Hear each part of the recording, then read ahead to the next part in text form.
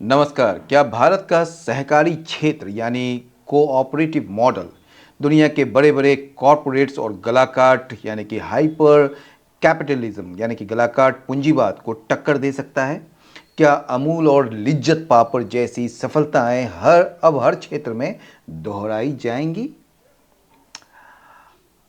आप सभी का स्वागत है आज के इस एडिटोरियल में। आज का जो टॉपिक है वो है ग्रांड एम्बिशंस। ये ग्रांड मतलब बहुत बड़ा, और एम्बिशंस में जो इच्छा है वो उसके बारे में बात कर रही है, या महत्वाकांक्षा जिसको कह सकते हैं। ठीक है। अ, आज जो हम मतलब कि जो चर्चा करने वाले हैं वो सहकारिता मंत्रालय के 5 साल पूरे होने पर जो यह आर्टिकल या एडिटोरियल जो लिखा गया है वो केवल एक सरकारी रिपोर्ट नहीं है, बल्कि यह जो है आपकी परीक्षा यानी कि यूपीएससी, एसएससी, बैंकिंग के लिए एक बेहद ज़रूरी टॉपिक है। आज के इस सेशन में हम गहराई से समझेंगे कि कैसे छोटे छोटे पैक्स, ठीक है ना, को 25 से ज़्यादा बिजनेस एक्टिविटीज़ देकर ग्रामीण अर्थव्यवस्था की रीढ़ बनाया जा रहा है। बड़े कॉरपोरेट्स के इस दौर में सहकारिता कैसे सामाजिक और आर्थिक संतुलन बनाने का काम कर सकती है, और सबसे ज़रूरी जो है इस क्षेत्र में मौजूद भ्रष्टाचार,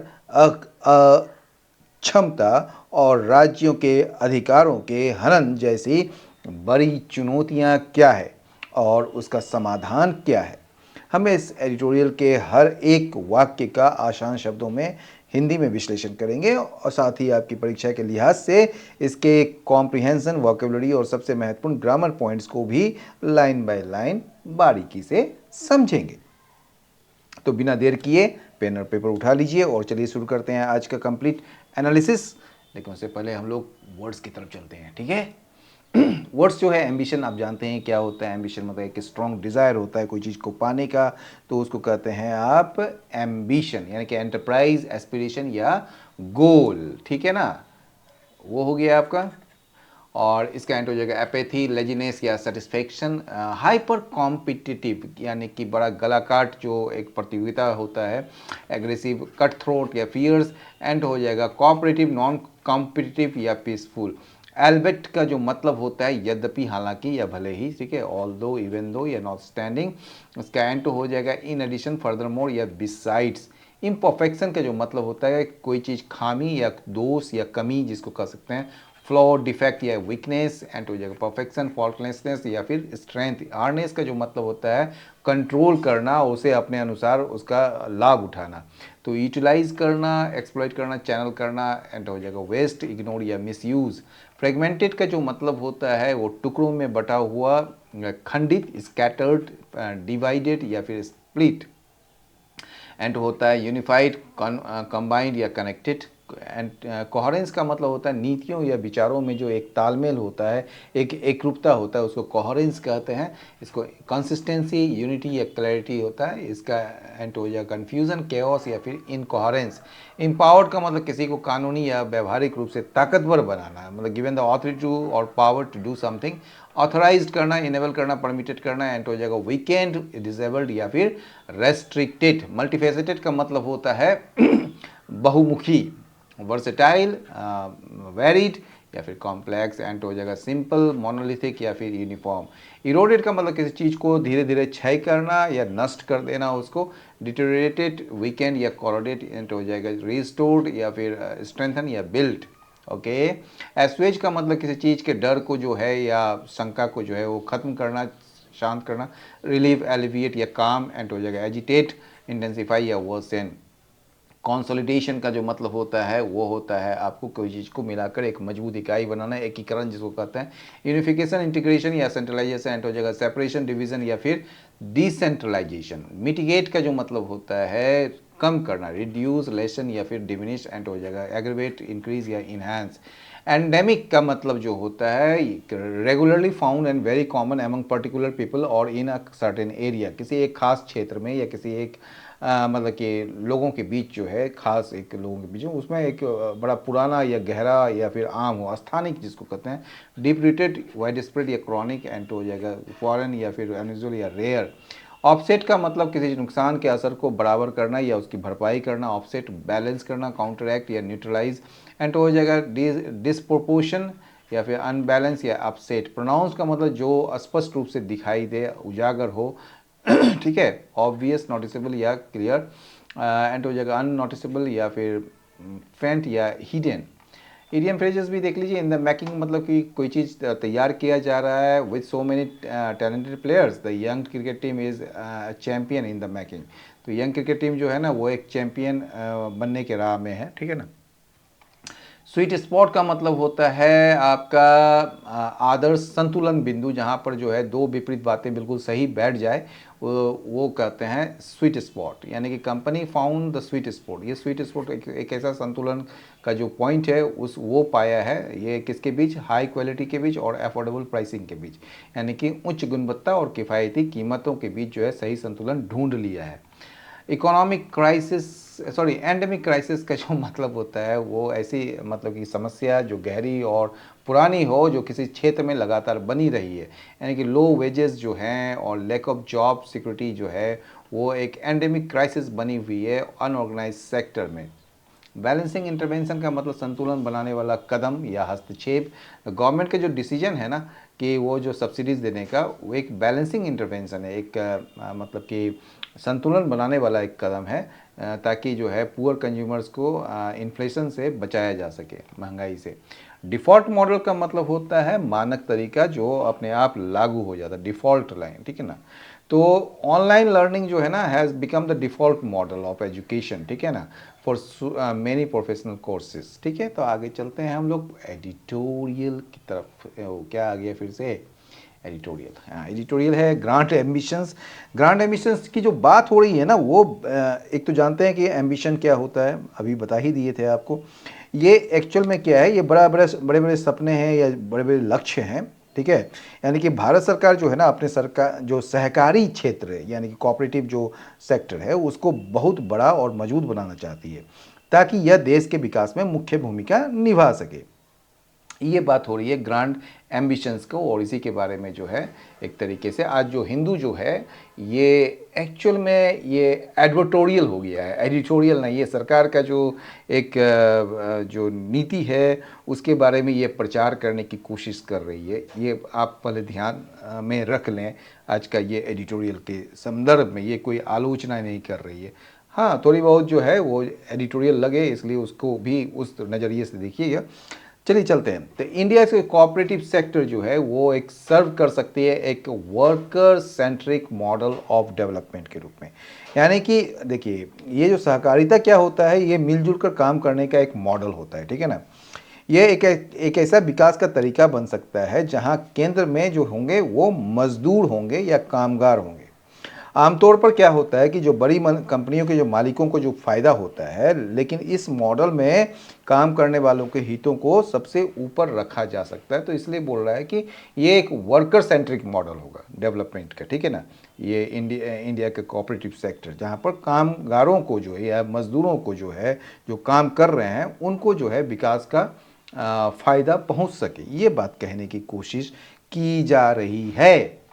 हाइपर कॉम्पिटिटिव, ठीक है ना, हाइपर कॉम्पिटिटिव बिजनेस मॉडल्स, जो गलाकाट जो प्रतियोगिता मॉडल पर जो बिजनेस मॉडल्स जो हैं, समझ रहे हैं ना, जैसे कि अमेजन वगैरह जो है, तो वो जो hyper competitive business models that dominate the economic lifes of people, जो लोगों के जो आर्थिक जो जीवन है उस पर डोमिनेट करती है, हावी है, हैव अनडिजायरेबल सोशल कॉन्सिक्वेंसेस। उसका जो है ना एक अनडिजायरेबल, जिसको मतलब कि वांछित नहीं है, अवांछित जिसको कह सकते हैं। तो ये जो मॉडल है वो आर्थिक जीवन पर पूरी तरह से एक तो कब्जा कर चुके हैं या हावी हैं, लेकिन इसके साथ ही साथ क्या है कि इसके कारण जो है समाज में कई बुरे नतीजे जैसे कि तनाव, असमानता या तालमेल की कमी भी देखने को मिलती है, जैसे सोशल कॉन्सिक्वेंसेस है इसके,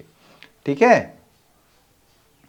चलिए आगे बढ़ते हैं। द कोऑपरेटिव मॉडल, ये जो कोऑपरेटिव मॉडल है, सहकारिता नहीं कहिए, या सहकारी जो एक मॉडल है, मॉडल मतलब जहाँ लोग ये मिलजुल कर काम करते हैं और मुनाफा आपस में बांट लेते हैं, तो ये जो कोऑपरेटिव मॉडल जो है ये ऑफर्स करता है एक ऑल्टरनेटिव एल्बिट, हालांकि विथ इट्स ओन इम्परफेक्शन थोड़ी।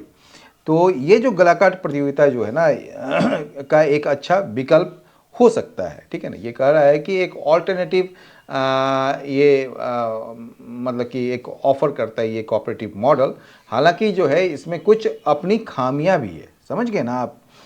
तो मतलब सहकारिता मॉडल में जो है कुछ कमियां या खामियां भी है, ये पूरी तरह से परफेक्ट नहीं है, फिर भी जो है ये एक बेहतर रास्ता है और ये एडिटोरियल कहता है, ठीक है।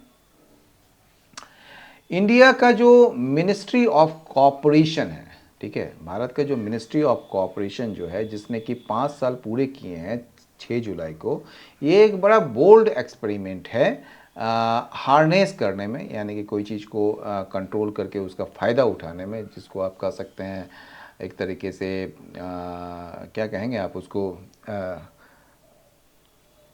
उसका यूटिलाइज करने में, उसका आप स्पॉइल करने में, the potential of this approach, ठीक है ना।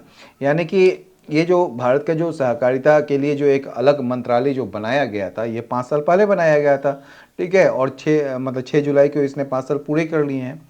तो ये मंत्रालय बनाना जो है सरकार का एक बहुत बड़ा और साहसी कदम था, बड़ा बोल्ड एक्सपेरिमेंट था भैया।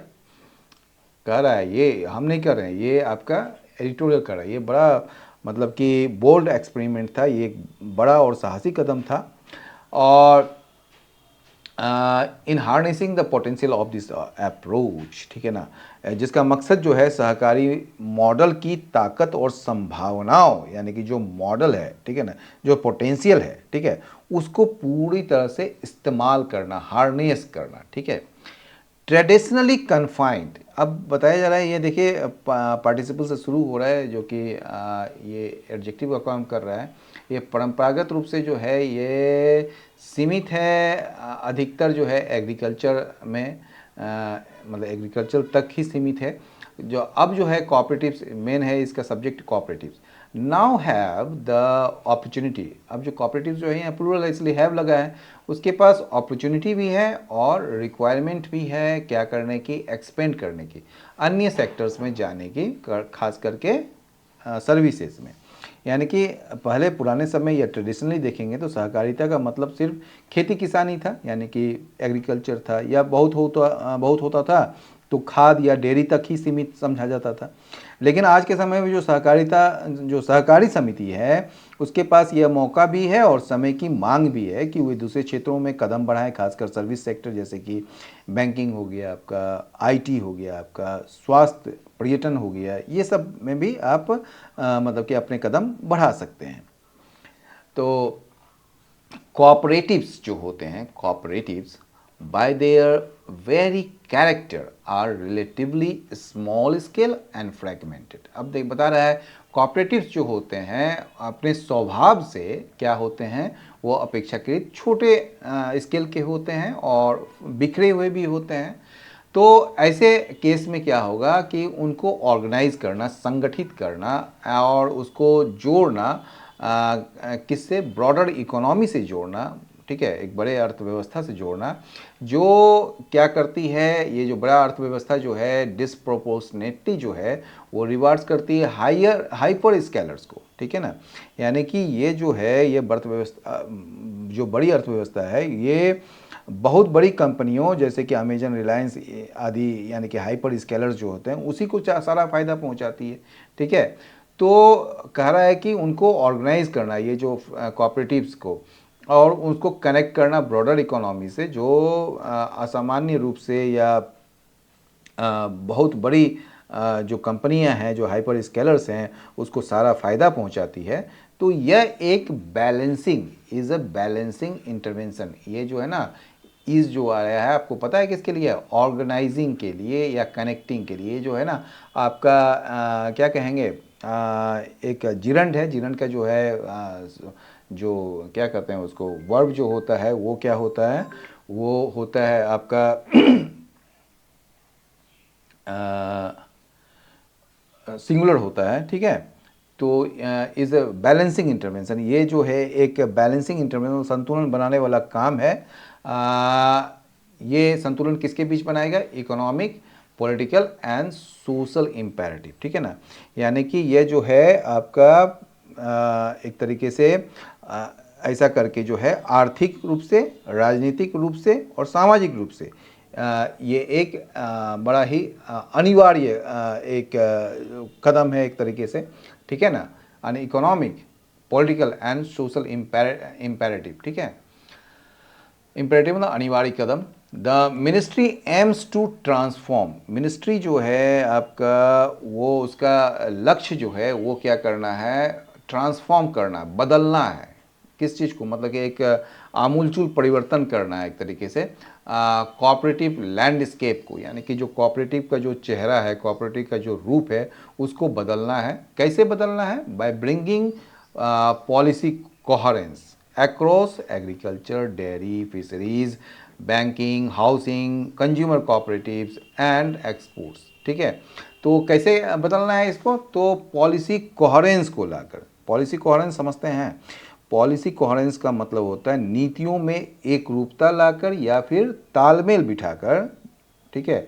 यानी कि उसको जो है नीतियों में तालमेल या एक रूपता लाकर जो है ये जो कोहेरेंस लाएगी ये नीतियों में, वो किस किस क्षेत्र में लाएगी, एग्रीकल्चर में होगा, डेयरी में होगा, फिशरीज में होगा, बैंकिंग में होगा, हाउसिंग में, कंज्यूमर कोऑपरेटिव्स में और एक्सपोर्ट्स में।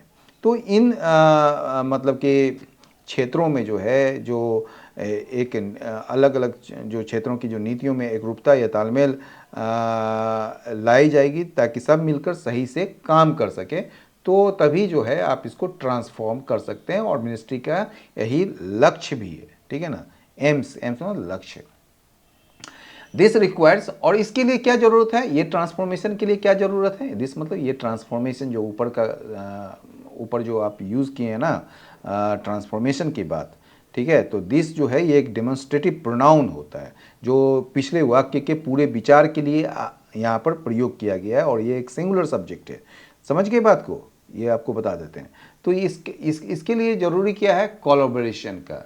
कोलैबोरेशन समझते हैं, कोलैबोरेशन मतलब एक साथ मिलकर काम करना, ठीक है ना। तो कोलैबोरेशन या सहयोग कह सकते हैं किसके साथ, स्टेट्स के साथ और नेशनल फेडरेशन के साथ। कैपेसिटी बिल्डिंग करना है, wise use of digital technology करना है और मार्केट लिंकेजेस, ठीक है, और मार्केट के साथ जुड़ाव करना है। मतलब कुछ चीज़ जो है, जो ये चीज़ जो आपको बताया गया है यहाँ पर, तो इस बदलाव के लिए ना कुछ चीज़ों की जो ज़रूरत है, वो पहला क्या है, राज्य सरकारों और बड़े राष्ट्रीय संगठन, ठीक है ना। जो राज्य सरकार यानी कि राज्यों के साथ और जो नेशनल फेडरेशन है, जो बड़े बड़े जो राष्ट्रीय संगठन के साथ मिलकर काम करना। दूसरा क्या है, दूसरा है कैपेसिटी बिल्डिंग करना, यानी कैपेसिटी को बनाना या मजबूत करना, मतलब कि लोगों को काम सिखाना और उसे मजबूत बनाना। तीसरा क्या है, wise use of digital technology, ठीक है, यानी कि जो डिजिटल टेक्नोलॉजी है या जो कंप्यूटर है उसका समझदारी से इस्तेमाल करना, या ठीक है, एंड मार्केट लिंकेजेस, और चौथा जो है वो सामान बेचने के लिए बाजारों से जो है उनको जोड़ना। तो ये चीज़ से जो है आप इसका रिक्वायरमेंट की ज़रूरत है, इसके कोलैबोरेशन होगा तभी ये होगा। मतलब ये जो एक तो स्टेट के साथ और नेशनल फेडरेशन के साथ collaboration, capacity building, wise use of digital technology और मार्केट लिंकेजेस, तो इसके लिए ये ज़रूरी है। आइए देखते हैं आगे बोल रहा है कि जो प्राइमरी एग्रीकल्चर क्रेडिट सोसाइटी, जिसको पैक्स कहते हैं, यानी कि आप कह सकते हैं प्राथमिक कृषि ऋण समितियां, सोसाइटी का मतलब यहाँ समाज नहीं, यहाँ समितियां, आर द फाउंडेशन, ये जो है ना एक नींव है, किस किस का, रूरल कोऑपरेटिव्स का, यानी कि जो ग्रामीण जो सहकारी व्यवस्था की असली नींव पैक्स ही होती है, ठीक है ना। इन्हीं के जरिए जो है गांव के किसानों को सबसे निचले स्तर पर लोन या आर्थिक मदद मिलती है, ठीक है, through a reformed legal framework, through मतलब के माध्यम से, एक रिफॉर्म मतलब बदला हुआ लीगल फ्रेमवर्क के माध्यम से, रिफॉर्म मतलब बदला हुआ एक लीगल कानूनी ढांचे के माध्यम से दे हैव बीन एम्पावर्ड। दे किसके लिए है? कोऑपरेटिव्स के लिए है। उनको जो है ना शक्तियां दी गई है, उनको एम्पावर्ड किया गया है कि वो जो है अंडरटेक करे ओवर 25 बिजनेस एक्टिविटीज़ को और उसे ट्रांसफॉर्म करें into multi faceted institutions delivering many economic services in rural India. ठीक है ना, अब इसको समझिए। तो ये जो है ना ये जो कानून में बदलाव करके ये जो संशोधित जो एक लीगल फ्रेमवर्क है, ठीक है ना, उसके माध्यम से जो है इस पैक्स को बहुत ताकतवर बना दिया गया है। दे हैव बीन, पैक्स को जो है ना, पैक्स के लिए दे आया है, ठीक है ना, ये जो दे आया है ये पैक्स के लिए है, याद रखिएगा, इसके लिए है। तो दे हैव बीन एम्पावर्ड, इसको जो है ना बहुत ताकतवर या बहुत मतलब कि एम्पावर्ड कर दिया गया है, ठीक है ना, कि अब जो है ये केवल लोन देने का ही काम नहीं करेगी, ठीक है ना, ये जो है 25 से भी ज़्यादा ओवर 25 बिजनेस एक्टिविटीज़, ठीक है, 25 से भी ज़्यादा अलग अलग तरह के बिजनेस काम कर सकती है ये, ठीक है ना। इससे क्या होगा, वे जो मतलब कि उसको जो है एक मल्टी फैसेटेड इंस्टीट्यूशंस में ये बन जाएगी, यानी कि ट्रांसफॉर्मिंग दैम उसी के लिए, पैक्स के लिए, जो इसको जो है पैक्स को क्या किस में बदल देगा, एक मल्टी फैसेटेड मतलब बहुमुखी एक मतलब कि संस्थानों में ये बदल देगा। और इससे जो है गांव में जो है तरह तरह की आर्थिक सेवाएं ये देगी, डिलीवरिंग मेनी इकोनॉमिक सर्विसेज, कई सारे जो आर्थिक सेवाएं जो है रूरल इंडिया में देगी। तो मैं आपको कुछ बता देता हूं कि दे जो है वो आपको पैक्स के लिए है, ठीक है। और ये जो ट्रांसफॉर्मिंग जो है आपका ट्रांसफॉर्मिंग दैम इनटू जो आया है, ये एक प्रेजेंट पार्टिसिपल है, ये आपको दिमाग में रखना पड़ेगा। ये जो है ये परिणाम को व्यक्त कर रहा है या उसको बता रहा है। इसकी वजह से ये उनको जो एम्पावर्ड किया गया है, तो उसकी वजह से क्या हुआ, ये जो है उसके वजह से मल्टी फैसेटेड इंस्टीट्यूशन में बदल गया, ठीक है। और यहाँ डिलीवरिंग का भी देख लीजिए, ये भी एक पार्टिसिपल है जो मतलब कि ये विशेषता बता रहा है, यानी कि किसकी विशेषता बता रहा है, ये इंस्टीट्यूशन की विशेषता बता रहा है, यानी कि ये एडजेक्टिव का काम कर रहा है पार्टिसिपल लेकिन है एडजेक्टिव का। ऐसा इंस्टीट्यूशन जो कई सारे इकोनॉमिक सर्विसेज को प्रदान करे रूरल इंडिया में। समझ गए बात को। The ministry has facilitated, ministry ने क्या किया, सुगम बनाया है या मदद किया है नए national level multi state cooperative societies को, expanding market access for members and strengthening cooperative value chains from production to global markets. ठीक है, मिनिस्ट्री ने क्या किया है कि एक नए राष्ट्रीय स्तर की ऐसी समितियां बनाई है, ठीक है, जो जो एक से ज़्यादा राज्य में काम कर सकती है, यानी कि मल्टी स्टेट वाला हो, ठीक है ना।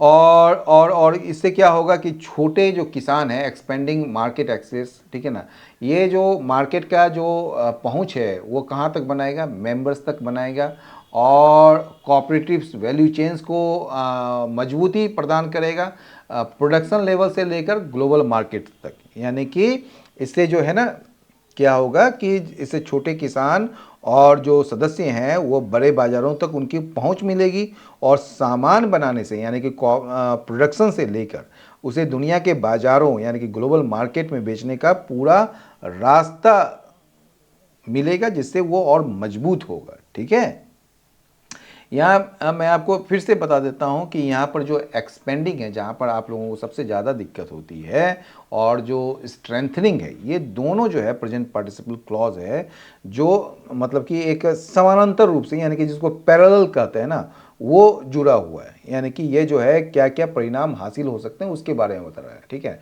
क्योंकि ये जो है मिनिस्ट्री ने फैसिलिटेट किया है नेशनल लेवल का जो मल्टी स्टेट कोऑपरेटिव सोसाइटीज़ से, और ये इसके वजह से परिणाम क्या होगा कि मार्केट एक्सेस होगा मेंबर्स के लिए, और ये जो है मजबूत करेगा कोऑपरेटिव वैल्यू चेन्स को from production to global markets. अब मेरे ख्याल से अब इससे मतलब कि ज़्यादा तोड़ने की ज़रूरत नहीं है मेरे ख्याल।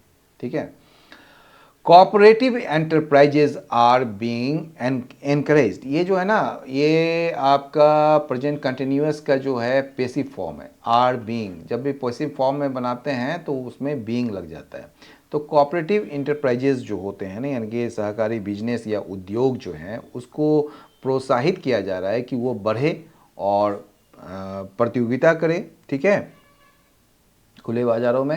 And a national cooperation policy is in the making. और कह रहा है कि इसके साथ ही जो है ना, सरकार पूरे देश के लिए एक नए राष्ट्रीय सहकारिता नीति यानी कि नेशनल कॉपरेशन पॉलिसी भी वो तैयार कर रही है, ठीक है ना, वो भी नीति बनाई जा रही है। बट देर आर चैलेंजेस, लेकिन कह रहा है ना, एडिटोरियल ये कहता है कि इसमें ना कुछ चुनौतियां हैं। किसके बीच? एमिड द अपॉर्चुनिटीज, यानी कि आपके पास तो अवसर हैं, ठीक है, अवसर तो हैं, मतलब कई सारे मौके हैं, कई सारे अवसर हैं, लेकिन इन मौक़ों के बीच जो है ना, कई बड़ी चुनौतियां और मुश्किलें भी हैं, यानी कि रास्ता इतना आसान नहीं है जितना कि आपको दिख रहा है। Corruption and inefficiency eroded the potential of India's cooperative sector. ये जो करप्शन है ना, जो कि हर जगह है, आदमी के अब क्या कहते हैं, उसके उसके जीन में आ गया ये करप्शन, ठीक है। और इनएफिशिएंसी जो है, ठीक है ना, मतलब कि अक्षमता जो है, इसने जो है ना क्या किया है, बर्बाद कर दिया है, एक तरीके से इरोड किया, क्षरण कर दिया है, कम कर दिया है पोटेंशियल ऑफ इंडिया के कोऑपरेटिव सेक्टर का। And the fear of local communities, और जो ये फियर है ना, जो डर है लोक स्थानीय समुदायों का और स्टेट्स का, कि वो जो है कोऑपरेटिव्स में उनका जो कंट्रोल जो है वो लूज़ कर देंगे, और वो जो national level mechanism to a national level mechanism, यानी कि क्या कहेंगे आप इसको, जो जो स्थानीय लोग या समुदाय और राज्य सरकार के मन में ये एक डर है कि कहीं से उस सहकारी समितियों का जो पूरा कंट्रोल उनके हाथों से निकलकर केंद्र सरकार या किसी नेशनल लेवल की संस्था के पास न चली जाए, ठीक है। वो डर जो है नीड्स टू बी, ये जो फियर है ना, इसके लिए नीड्स है, ये फियर जो है ये नीड्स टू बी एस्वेज्ड। ये इस डर को दूर करना, एस्वेज मतलब दूर करना, बहुत जरूरी है। समझ गए? द टास्क इज, जो टास्क है, जो चुनौती है, जो कार्य है, वो क्या है? फाइंड करना, ढूंढना। स्वीट स्पॉट, स्वीट स्पॉट मतलब एक ऐसा बिंदु जहां पर ये दोनों को बैलेंस कर सके, संतुलित स्थापित कर सके। तो स्वीट स्पॉट को ढूंढना है किसके बीच?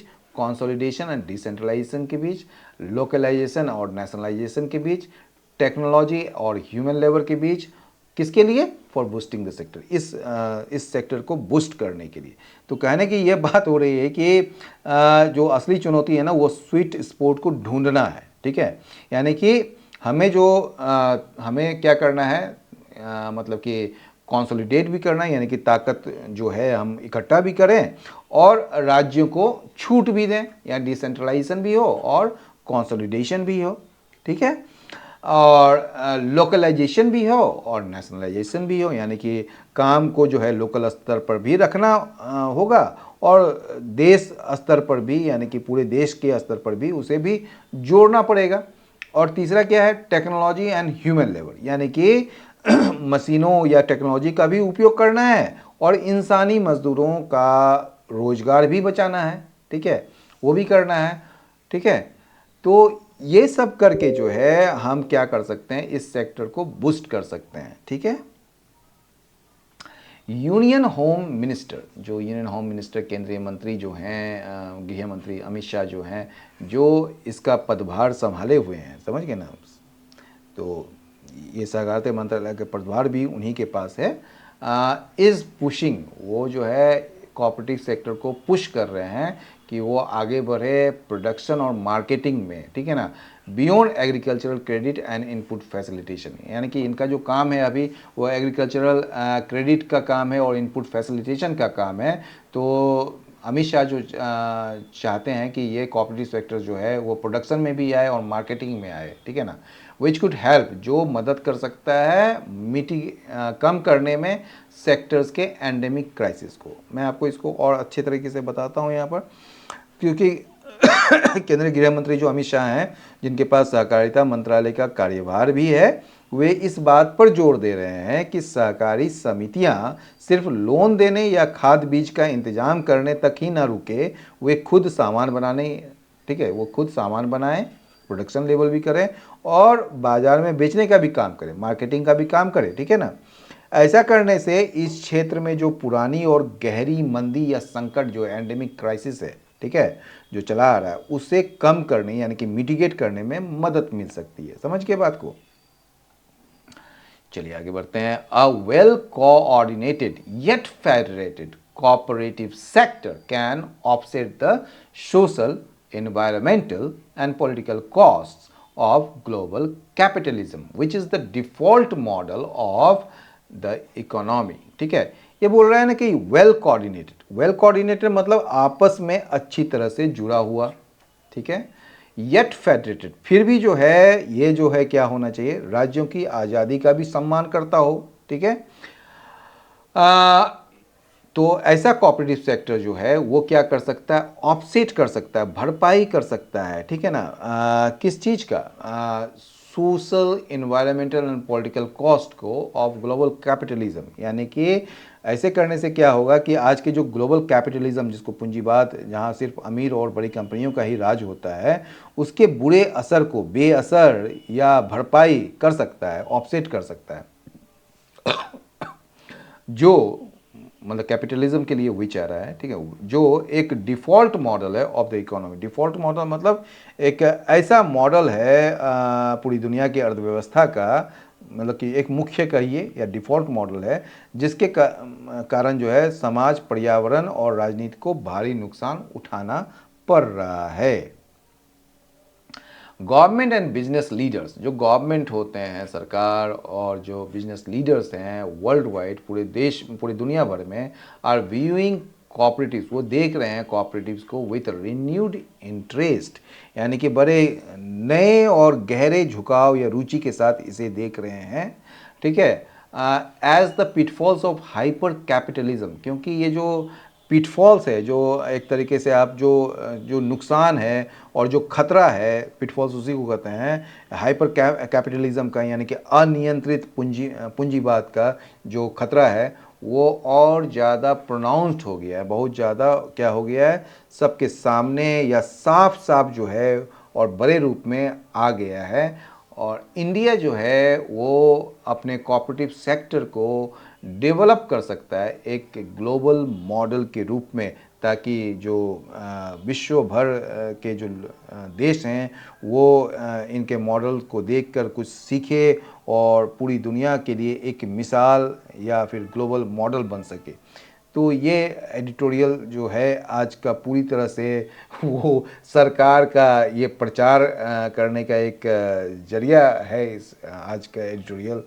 फिर भी जो हमको तो इंग्लिश के लिए हम देख रहे हैं, तो ये आज का एडिटोरियल इसी रूप में आप देखें तो ये जो एनालिसिस से साफ है कि भारत का जो सहकारी क्षेत्र जो है सिर्फ एक आर्थिक मॉडल नहीं, बल्कि सामाजिक और राजनीतिक संतुलन बनाने का एक बहुत बड़ा जरिया बन सकता है, अगर हम इसके स्वीट स्पॉट यानी कि एकीकरण और विकेंद्रीकरण के सही तालमेल को ढूंढ लेते हैं, तो भारत का यह मॉडल पूरी दुनिया के लिए एक मिसाल बन सकता है। आज के जो ये सेशन है उसके आधार पर आपके लिए मुख्य परीक्षा का एक अभ्यास प्रश्न ये है कि क्या सहकारी मॉडल वास्तव में वैश्विक पूंजीवाद के दुष्प्रभाव को कम कर सकता है। आलोचनात्मक मूल्यांकन कीजिए। इसका उत्तर आप नीचे कमेंट सेक्शन में या हमारे टेलीग्राम ग्रुप पर जरूर शेयर कर सकते हैं। अगर आपको आज का लाइन बाय लाइन एनालिसिस से समझने में मदद मिली हो तो इस वीडियो को ज़रूर लाइक करें और उन सभी दोस्तों के साथ शेयर करें जो यूपीएससी या एसएससी या फिर बैंकिंग एग्जाम्स की तैयारी कर रहे हैं।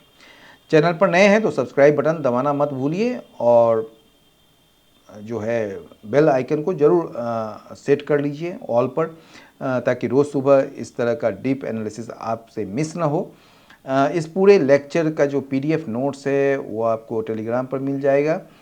तो पढ़ते रहिए, मेहनत करते रहिए। कल फिर मिलते हैं द हिंदू के एक और नए एडिटोरियल के साथ। Thank you so much. जय हिंद।